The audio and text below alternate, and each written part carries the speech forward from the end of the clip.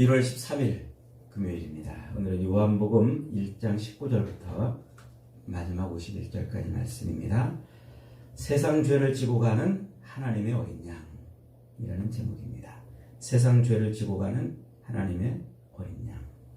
오늘 묵상할 부분은 세례 요한이 예수님을 증거하는 부분이에요. 예수님을 증언하는 내용이죠. 앞서서 사도 요한은 예수님을 이미 창세 전에 선제, 창세 전에 계시는 분으로 소개했죠. 그분을 뭐라고 소개했어요? 빛이라 이렇게 소개했어요. 빛이라는 말은 두 가지 의미를 함축합니다. 첫째로는 그분이 곧 1절에 나와 있는 대로 말씀이라는 거예요. 로고스. 플라톤의 헬라 철학에서 말하는 그 보이지 않는 이데아의 세계, 그 이데아의 세계와 보이는 현상의 세계를 연결하고 그것을 지탱하고 그것을 운행하는 그 어떤 힘, 그 힘을 지금 참빛, 빛이라 이렇게 소개하고 있는 거예요. 유대 종교에서 말하는 천지를 창조하고 온 세상에 충만하여 세상을 통치하는 그분을 말하는 거죠. 그분을 지금 빛이라 이렇게 소개하고 있다고 그랬어요. 그래서 이 예수님이 이제 세상에 등장하는 세상의 모든 만물의 생명이 되시는 빛이라 이렇게 설명하고 있는 거예요. 그래서 이 예수님을 지금 온 세상에 생명이 되시는 빛이라. 그 참빛이라는 말은 또 두 번째로 예수님이 뭐라는 거예요? 오리지널 빛이라는 오리지널 빛. 오리지널 빛이 곧 생명이라 라고 말하는 거예요. 그것을 지금 사도 요한이 어떻게 설명했다고 그랬어요? 그 옛날 창세기 천지를 창조할 때 그때 장면을 떠올리게 하는 거예요. 그래서 첫째 날 빛이 있으라 하면서 빛이 선포되었잖아요. 그리고 둘째 날 하늘과 땅이 갈라졌어요. 그 셋째 날 그 땅에 뭐가 심겼어요? 푸른 풀과 씨 맺는 열매들, 나무들, 열매 맺는 나무들, 씨 맺는 각종 채소들. 이게 그 셋째 날 그 땅에 심겨졌어요. 그리고 하나님이 열매를 맺어라, 씨를 내라 하는 대로 씨를 맺고 열매를 맺었어요. 그리고 그 다음에 무슨 일이 벌어져요? 네 번째 날, 그때 비로소 하늘에 해와 달과 별이 만들어져요. 그리고 낮과 밤이 갈라지죠. 그러니까 사도 요한은 그 창세기의 그 일정대로 세상의 모든 것들이 만들어지는 그 순서들을 가져와 가지고 뭘 설명하고 있냐면 그 빛, 태양이 만들어지기 전에 선재한 그 빛, 그 빛은 식물들은 광합성으로 살아가는 줄 알았는데 그 햇빛을 받아서 광합성에서 살아가는 줄 알았더니 태양이 햇빛이 만들어지기 전에 이미 식물들이 살고 있는 것을 소개한단 말이에요. 그러니까 이미 이 식물들, 모든 만물들이 사는 것은 햇빛에 의해서 사는 게 아니라 그 참빛, 오리지널 빛에 의해서 살고 그 오리지널 빛이 곧 만물의 생명을 불어넣는 분이라 이렇게 지금 소개를 했다고 그랬습니다. 그래서 4절에서 그 오리지널 빛을 뭐라고 표현했어요? 4절 봅니다. 그 안에 생명이 있었으니 이 생명이 사람들의 빛이라.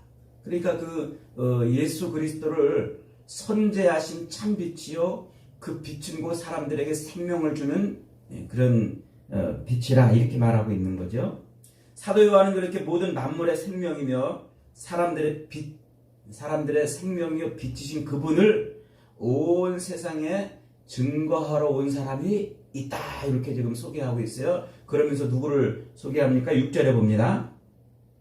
하나님께로부터 보내심을 받은 사람이 있으니 그의 이름은 요한이라. 그가 증언하러 왔으니 곧 빛에 대하여 증언하고 모든 사람이 자기로 말미암아 믿게 하려 함이라. 그는 이 빛이 아니요 이 빛에 대하여 증언하러 온 자라. 누가 그 참빛을 세상에 소개하러 누가 왔다고요? 요한이 왔다. 그때 요한은 세례 요한을 말하는 거예요. 이 요한복음을 쓰고 있는 사도 요한이 아니고 세례 요한을 말하는 거예요. 헷갈리죠? 그런데 재미있게도 마태나 마가나 누가복음에서는 이 세례 요한을 꼭 세례 요한 이렇게 붙여서 쓰고 있어요. 헷갈리지 말라고. 사도 요한하고 다르게 세례를 주는, 요단강에서 세례를 베푸는 세례 요한이라고 꼭 그렇게 토를 달아가지고 소개를 하고 있어요. 그런데 이 요한복음에서는 그 세례 요한이라고 안 하고 꼭 요한이라고 이렇게 소개하고 있어요. 왜 그랬을까요? 사람들로 하여금 헷갈리라고. 자기가 지금 패러디를 하고 있는 거예요. 참빛 되신 그 예수님, 세상의 생명이신 그 예수님을 세상에 소개하러 온 사람이 누구예요? 세례 요한인데, 자기도 그 세례 요한처럼 예수님을 세상에 소개하고 있는 사람이라고 지금 그렇게 세례 요한하고 똑같이 그렇게 자기도 그렇게 예수님을 소개하는 분이라고 말하고 싶은 거예요. 그러니까 일종의 패러디를 지금 하고 있는 거죠. 어쨌든 사도 요한은 세례 요한이 그 빛에 대하여 증언하러 온 사람이라 이렇게 지금 말해요. 그러면서 사도 요한은 그 세례 요한을 소개할 때 지금 뭐라고 소개하냐면 하나님께로부터 보내심을 받은 사람이 있었으니 이렇게 말해요. 사도 요한이 세례 요한을 소개할 때 하나님께로부터 보내심을 받은 사람이라 이렇게 소개하고 있어요. 이 보내심을 받았다 하는 이 말이 굉장히 중요한 의미를 담고 있어요. 이는 인간이 이 땅에 태어나는 그 자체가 에게네토, 기노마이, 보내심을 받았다는 거예요. 인간이 이 땅에 태어나는 그 자체가 뭐라고요? 하나님이 보내서 이 땅에 태어나는 거라는 겁니다. 곧 하나님께서 우리 인간의 출생에 깊이 관여하고 개입하고 있다는 겁니다. 다시 말해서 인간이 이 땅에 태어나는 그 자체는 하나님이 어떤 목적과 어떤 계획을 가지고 사람을 이 땅에 보내신 거라는 거예요. 그러니까 저와 여러분이 이 땅에 응애하고 태어난 것은 우연히 태어난 게 아니고 어쩌다 태어난 것이 아니고 하나님의 어떤 목적과 계획을 가지고 하나님이 우리를 여기에 보내셨다는 거예요. 그래서 그 하나님이 어떤 목적과 어떤 계획을 가지고 이 땅에서 일을 하시는 것을 좀 어려운 신학적인 용어로 작정하심 이렇게 말해요. 작정, 하나님의 작정. 그리고 그 작정하신 대로 어떤 목적과 계획을 가지고 일을 하도록 어떤 사람을 사용하시는 것을 예정이라고 이렇게 말해요. 그러니까 이 작정과 예정이라는 개념은 신학적인 개념인데 좀 어렵지만은 좀 이해를 할 필요가 있어요. 하나님이 어떤 목적과 어떤 계획을 가지고 세상에서 어떤 일을 하시는 것을 뭐라고 한다고요? 하나님의 작정. 그 작정하심을 누구를 통해서 일한다고요? 사람을 들어서 일할 때 그것을 예정 이렇게 말한단 말이에요. 그러니까 이 땅에 태어나는 모든 인생들은 다 하나님의 무슨 속에 있는 거예요? 예정하심 속에 있는 거예요. 이 땅에 태어나는 어떤 인생이든지 누구든지 다 하나님의 예정으로 태어나는 거예요. 그리고 그 예정으로 일을 하는 거예요. 하나님의 어떤 목적과 계획을 이루시려고 그 인생을 하나님이 들어 쓰신다 라고 말하는 것이죠. 그래서 지금 이 땅에 태어난 모든 인생들이 그렇게 하나님의 목적과 계획을 가지고 보내심을 입은 존재라는 것을 사도 요한이 세례 요한을 이 땅에 보내시는 그 장면을 가지고서 그걸 설명하고 있는 거예요. 그래서 하나님이 인생을 보내신 목적이 그러면 뭘까요? 세례 요한이 보내심을 받은 목적이 뭐예요? 빛에 대하여 증언하는 거예요. 그 빛이 누구라고 그랬어요? 예수님. 그래, 이 땅에 태어나는 모든 인생들은 다 그 빛이신 자기 생명이신 예수님을 뭐하기 위해서 태어난 거예요? 다 예수님을 증언하러 태어난 거예요. 그래서 이 땅에 태어나는 모든 인생들 그게 다 하나님의 예정 가운데에서 태어나는 것인데 왜 하나님이 그렇게 예정하셨다고요? 빛을 소개하는 예수님을 증언하는 그런 삶을 살게 하려고 이 땅에 보내셨다는 거예요. 굉장히 중요한 의미입니다. 자, 그 다음에 사도 요한은 지금 세례 요한이 그 빛에 대하여 증언하고 그 자기 증언한 대로 사람들이 예수님을 믿게 하려고 지금 그렇게 소개하고 있어요. 믿게 하려고 왔다고 소개하고 있어요. 세례 요한은 아비야 반열의 제사장 가문에서 제사장 사가랴라는 제사장의 아들로 태어났어요. 그 어머니도 아론 계열의 제사장 딸이에요. 그러니까 두 제사장 가문이 결혼해가지고 아들을 하나 딱 낳는데 그가 누구라고요? 그가 세례 요한이란 말이에요. 그러니까 세례 요한은 나이 때부터 금수저 물고 태어난 사람이에요. 이 제사장 가문에서 태어났다는 것은요, 제사장 직분은 세습이에요. 그리고 제사장은 그 민족의 가장 상위에 있는 지도층이란 말이죠. 그러니까 나이 때부터 그는 금수저 물고 태어난 사람이에요. 그런데 그가 어떻게 했다고요? 그가 그 금수저를 내버리고 광야로 뛰쳐나갔다고요. 광야로 뛰쳐나가가지고 그는 지금 누구를 증언하여? 참빛, 예수를 증언하는 일을 지금 하고 있단 말이에요. 그가 그렇게 금수저를 내버리고 광야로 뛰쳐나갔다는 것은 두 가지 의미를 내포하고 있어요. 첫째로는 옛 언약에 속해 있던 그 모든 것이 이제 종결됐다는 거예요. 이 말이 무슨 말이냐면 옛 언약에 속해 있다는 게 옛날 그 성막과 제사를 지탱하고 있던 제사장 제도, 그 제사장 제도가 이제 끝났다는 거예요.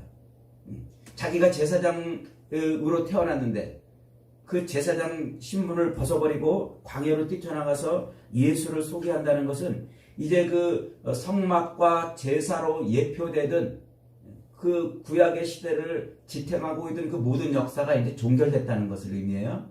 그래서 하나님께서 임마누엘의 상징인 성막, 그리고 죄 용서함의 상징인 그 제사 제도를 이스라엘 백성들에게 주셨는데 그들이 그 성막과 제사를 어떻게 합니까? 그것을 죄로 번복을 만들어 버렸어요. 죄로 번복을 만들어. 그게 이 선지서들에서 계속 하나님이 지적하는 죄 아닙니까?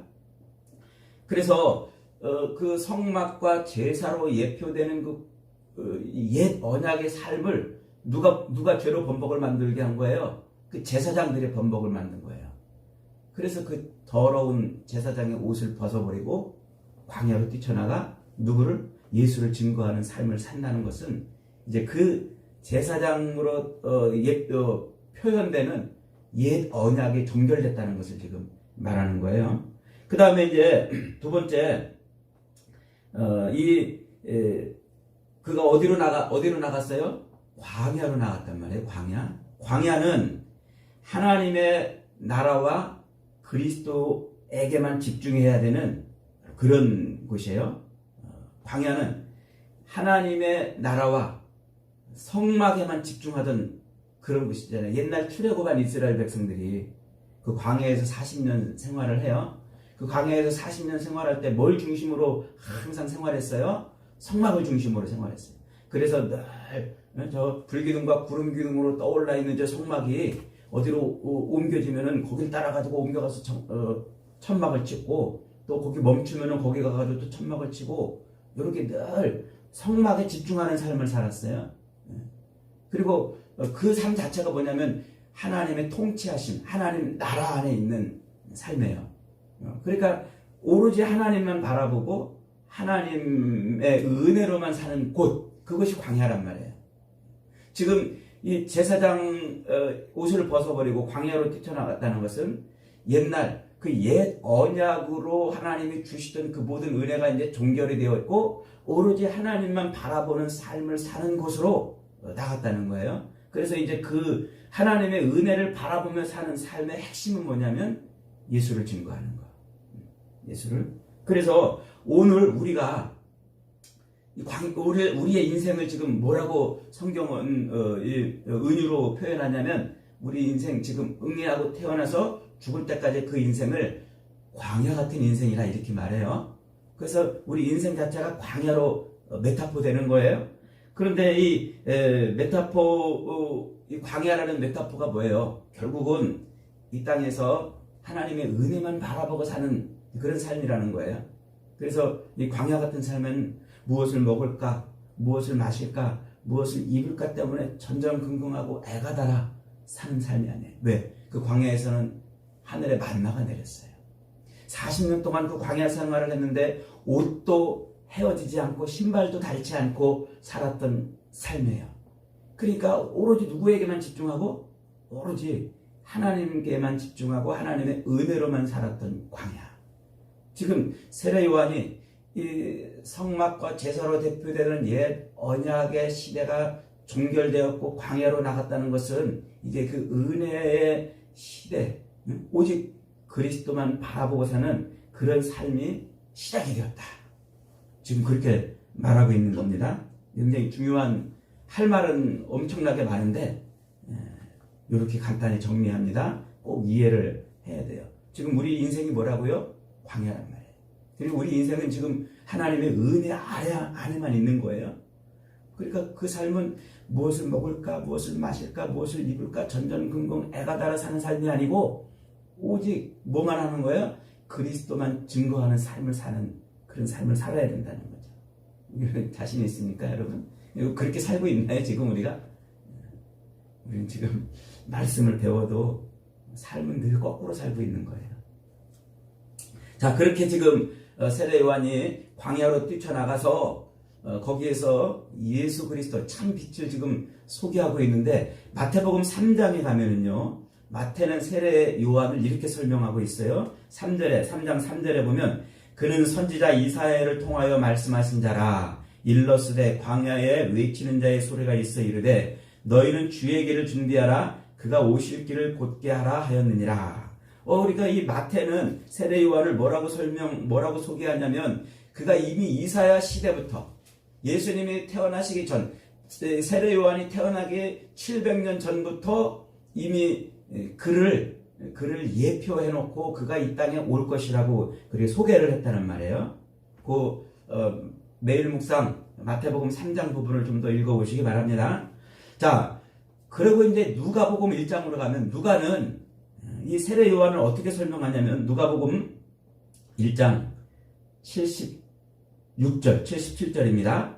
이제 세례 요한의 아버지가 사가랴가 세례 요한 자기 아들이 태어나자 자기 아들을 뭐라고 지금 소개하냐면 이 아이여 네가 지극히 높으신 이의 선지자라 일컬음을 받고 주 앞에서 가서 그 길을 준비하여 주의 백성에게 그 죄사함으로 말미암는 구원을 알게 하리니.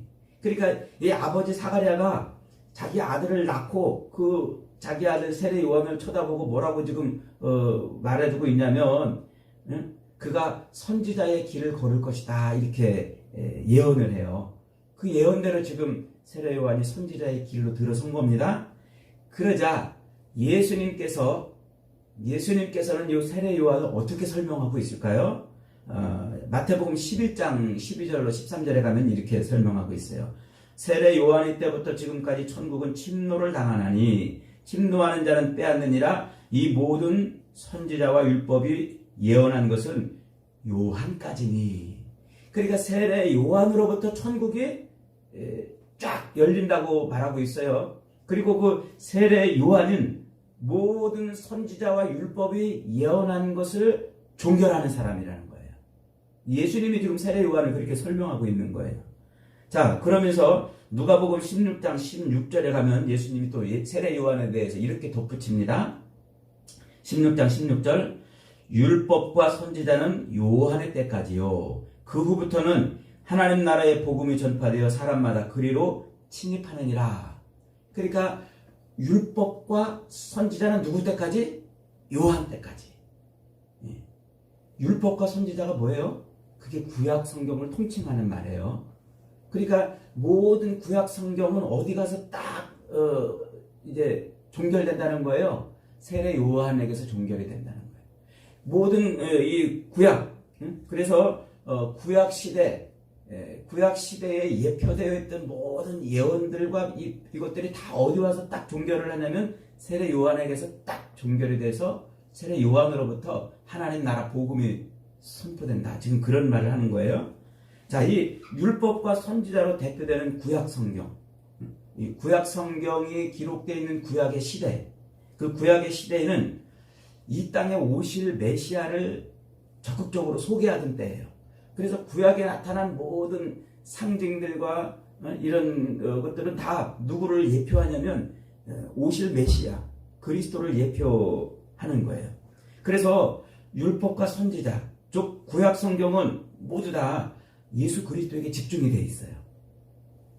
그런데 그 구약 율법과 선지자로 대표되는 그 구약 성경은 이 오실 메시아를 집중하고 있는데 그 메시아가 와서 할 일이 뭐예요? 그게 죄악된 백성들을 구원해내는 일이에요.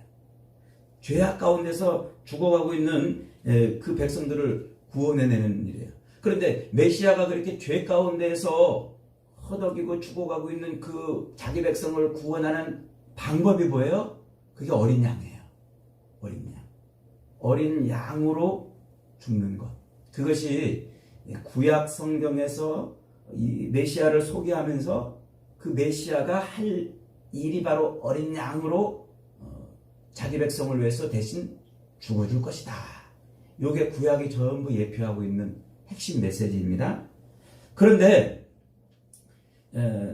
바로 그 세례 요한이 지금 등장해가지고 참빛 예수 그리스도를 소개하면서 지금 뭐라고 말해요? 29절 한번 있습니다. 29절 시작. 이튿날 요한이 예수께서 자기에게 나오심을 보고 이르되 보라 세상 죄를 지고 가는 하나님의 어린 양이로다. 오늘 설교 제목을 여기서 뽑았죠. 그러니까 세례 요한이 예수님을 딱 보자마자 뭐라고 설명하냐면 뭐라고 사람들한테 소개하냐면 보라 세상 죄를 지고 가는 하나님의 어린 양이로다. 36절 한 번 더 봅니다. 36절 시작. 예수께서 거리심을 보고 말하되 보라 하나님의 어린 양이로다. 그러니까 구약 시대의 모든 것을 예표하는 그 메시아를 쳐다보고서 세례 요한은 뭐라고 봤다고요? 하나님의 어린 양이라 봤다고요. 세상 죄를 지고 가는 하나님의 어린 양이라. 구약 시대를 이 한마디로 압축을 해줬어요. 세례 요한이. 놀라운 말이죠.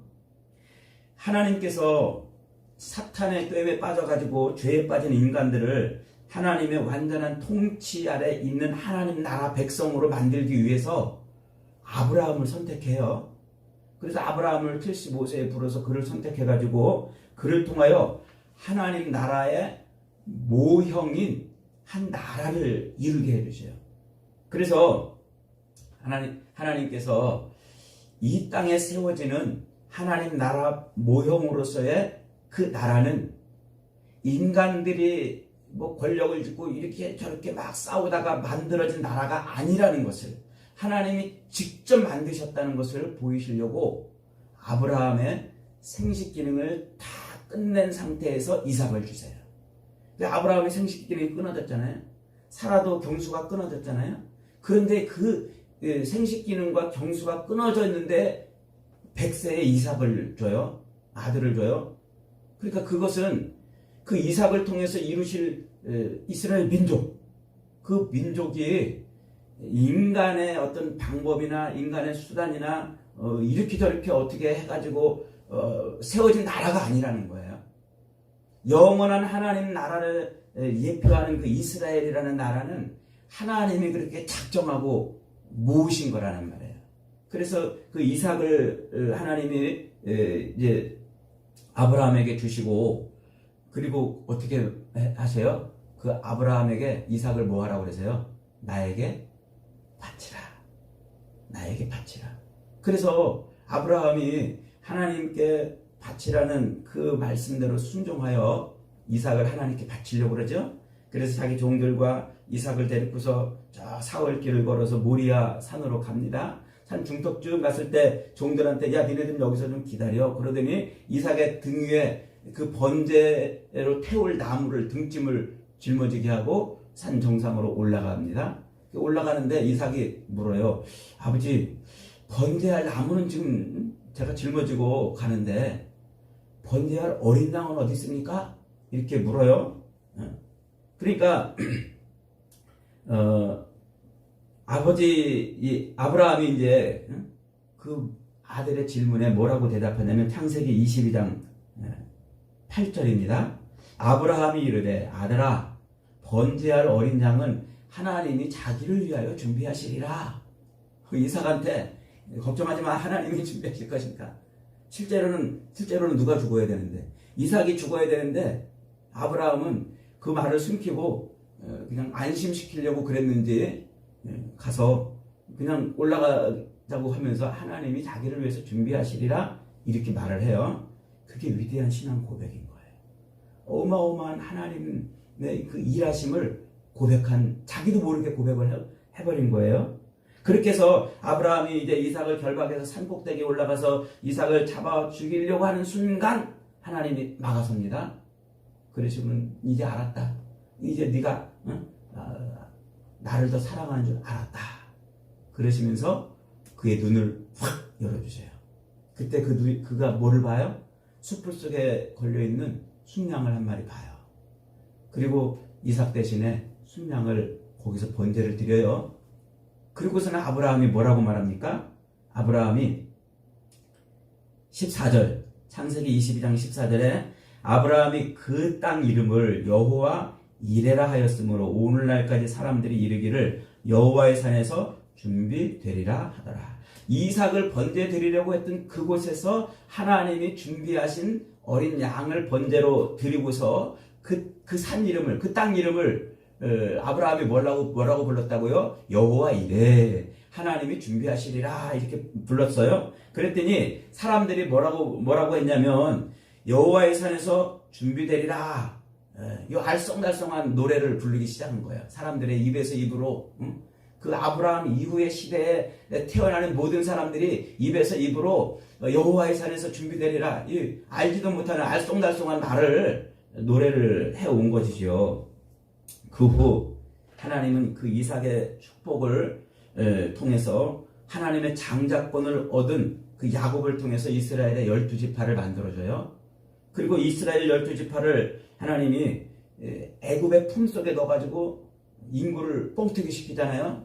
그래서 출애굽할 때 300만 명 이상 되는 어마어마한 거대한 민족으로 만들어내요. 하나님의 백성을 만들어낸 겁니다. 그리고는 이제 어린 양을 잡아가지고 문설주에 피를 바르는 그 표식을 통해서 애굽에서 출애굽시켜요. 유월절을 통해서 구원하는 거죠. 그렇게 해서 어린 양의 피를 가지고 이스라엘 백성들을 애굽에서 구원해내가지고 홍해를 건너요. 출애굽, 요 세례를 받는 거예요. 영적으로 출애굽해서 이제 홍해를 건너서 광야로 들어갑니다. 그 광야에서 하나님이 이스라엘 백성들에게 뭐를 주냐면 성막을 주고 그 성막에서 매일 제사가 드려지도록 해요. 무슨 제사? 죄사함의 용서가 있는 제사. 그래서 이스라엘 백성들은 이 애굽에서 나와가지고 그 어린 양을 잡아 죽이면서 자기들을 구원하신 하나님을 늘 기억하는 거예요. 늘 그렇게 살던 이스라엘 백성들에게 수백 년 뒤에 어떤 일이 벌어지냐면 유다와 이스라엘이 전쟁해가지고 통합하는 왕을 하나 세워요. 그가 누구죠? 다윗이에요. 다윗이 이스라엘의 통합왕이 되자마자 제일 먼저 한 일이 뭐예요? 수도를 옮겨요. 어디로요? 헤브론에서 예루살렘으로 옮겨요. 근데 그 예루살렘은 그때까지 뭐하고 있었을까? 누가 살고 있었나요? 기브온 족속, 여부스 족속이 살고 있었어요. 그러니까 여호수아 시대에 그 땅을 점령하지 못한 거예요. 하나님의 땅인데 그 땅에 이방인들이, 그 가나안 땅의 신장에 이방인들이 살고 있는데 누가 그 땅을 다시 점령해요? 그 땅을, 그 예루살렘을 다윗이 점령해요. 그리고 그 땅에다 언약궤를 갖다 놓고 그 아들을 통해서 거기다가 뭘 세워요? 성전, 예루살렘 성전을 세우는 거예요. 그래서 역대하 3장 1절에 보면 솔로몬이 예루살렘 모리아 산에 여호와의 전 건축하기를 시작하니 그곳은 전에 여호와께서 그의 아버지 다윗에게 나타난 곳이요 여부스 사람 오르난의 타작마당에 다윗이 정한 곳이다. 이방인들이 자기 신 앞에 나가서 거기다 제단 쌓고 비나이다 하던 그 하나님의 땅을 다윗이 탈취해가지고 회복해가지고 거기다가 성전을 세웠는데 그곳이 이름이 뭐예요? 모리아 산이에요. 옛날 아브라함이 이삭을 바치던 바로 그 산이에요. 사람들이 알쏭달쏭 여호와께서 준비하시리라 알쏭달쏭한 그 말을 노래해오던 바로 그 장소에다가 하나님이 성전을 세우게 하시고 그 성전에서 매일 역시 어린 양을 잡아 죽이면서 그렇게 이스라엘 백성들은 하나님의 죄 용서하심을 경험하는, 하나님이 자기들의 왕이시고 통치자이심을 고백하는 그런 신앙생활을 해오며 살게 했던 것이죠. 그런데 그렇게 하나님의 통치하심과 죄 용서하심을 경험하면서 매일 어린 양을 잡아 죽이던 그 제사가 어떻게 돼요? 타락된단 말이에요. 더럽혀지고 악한 그 이스라엘 백성들, 하나님의 선택된 백성이라고 했던 그 백성들을 실제로 딱 까놓고 보니까 아주 더럽고 악한, 배반한, 하나님을 배반한 존재들이었어요. 그래서 하나님은 그들을 새롭게 하려고, 그들을 완전히 구원하려고 어떤 일을 했어요? 어린 양 예수 그리스도를 십자가에 못 박아 희생 제물로 삼으세요. 그 예수님이 십자가에 못 박혀 어린 양으로 희생 제물이 되는 그 자리가 어디예요? 거기가 바로 아브라함이 이삭을 바쳤던 여호와께서 준비하시리라는 그 산이에요. 모리아 산이고 거기가 예루살렘이고 이방인들이 자기 신 앞에 비나이다 제단을 쌓던 그곳에서 하나님의 통치하심이 이루어지는 그것을 말하고 있는 거죠. 그러니까 하나님의 백성들의 죄 사함을 위해서 십자가에 매달려 죽으실 그 제물인 어린 양이 바로, 지금 세례 요한은 바로 그 어린 양이, 십자가에 매달려 죽을 그 어린 양이 바로 예수님이다, 이렇게 소개하고 있는 거예요. 그래서 그 이야기, 그 아브라함부터 시작된 모든 구약의 모든 이야기가 다 어디서 종결이 되는 거예요? 세례 요한의 입에서 딱 종결이 되는 거예요. 어린 양 예수를 소개함으로 말이죠. 여러분, 지금 성경이 말하고 싶은 게 뭘까요? 우리의 구원이 이게 장난이 아니라는 거예요. 세속적 표현을 써서 죄송합니다. 우리의 구원이 이게 어쩌다가 이루어진 구원도 아니고 우연히 이루어진 구원도 아니고 내가 나도 교회 한번 나가볼까 이래서 내가 구원받은 것이 아니라는 거예요. 이미 하나님께서 저 아브라함 때부터, 아니 그 이전부터 하나님이 우리를 이 땅에 보내사, 이 땅에 보내사 하나님의 계획과 목적을 이루게 하시려고 이미 그렇게 하나님이 치밀하게 호들 조각 맞춰가듯이 다 맞춰가면서 역사를 이끌어 왔다는 거예요. 그 예수를 세상에 소개하고 오늘 우리가 그 예수를 만난 거예요. 저와 여러분이 바로 그 예수를 만난 거예요. 하나님이 우리를 구원하시려고 이 땅에 보내신 어린 양이신 그 예수를 만난 거란 말이에요. 우리의 구원이 이게 가벼운 거냔 말이에요. 받아도 되고 안 받아도 되는 게 아니에요. 1000피스 퍼즐 조각만 해도 맞추기가 얼마나 어려워요. 수천 년의 퍼즐 조각을 하나님은 수없는 그 조각을 맞춰가면서 우리의 구원을 지금 이뤄낸 겁니다. 믿으시기 바랍니다. 씨줄과 날줄을 얽히고 설켜가지고 한 폭의 천을 짜내듯 하나님은 세상의 모든 사람과 사건들을 얽히고 설키게 해가지고 그리스도 예수를 십자가에 매달아 그분을 우리의 구주가 되게 하셨다는 말이에요. 그분이 지금 우리의 생명입니다. 그분이 우리의 구원자입니다. 여러분, 십자가를 볼 때마다 하나님의 이 어마어마한 구원의 섭리를 볼 수 있기를 바랍니다. 우리가 예수님 앞에 엎드려서 주님 하고 입을 열어 기도하는 그 순간에 이 어마어마한 하나님의 은혜를 깨달으시기를 바랍니다. 그래서 오늘 16절에서 사도 요한이 이렇게 말해요. 16절 다 같이 한번 봅니다. 우리가 그의 충만한 데서 받으니 은혜에 의해 은혜 이러라. 우리가 다 그의 충만한 데서 받으니 은혜에 의해 은혜. 여러분, 우리는 은혜로 사는 사람들이에요. 광야에서 하나님께만 집중하고 은혜로 사는 사람님들 믿으시기 바랍니다. 늘 먹을 것, 마실 것, 입을 것 때문에, 땅에 있는 것 때문에 가슴 저리고 애가 달아서 이러쿵저러쿵 이방인들이 자기 신 앞에 나가서 비나이다 하는 것처럼 그런 삶을 살지 마시고 우리의 생명이신 주님께 집중하고 그분을 증거하는 그런 삶을 사는 저와 여러분이 다 되시기를 주님의 이름으로 축복합니다.